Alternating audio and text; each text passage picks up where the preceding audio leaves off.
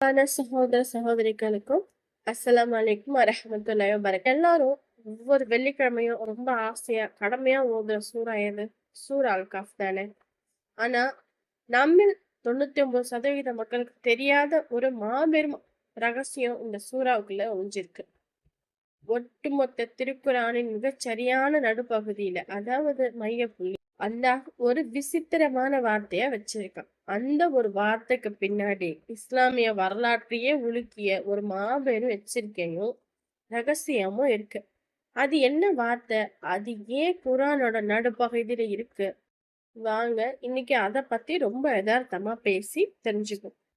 தோழர்களே, நீங்க இந்த வாரம் சூரா கஹ்ஃப் ஓதும்போது 19வது வசனத்தை எடுத்து பாருங்க.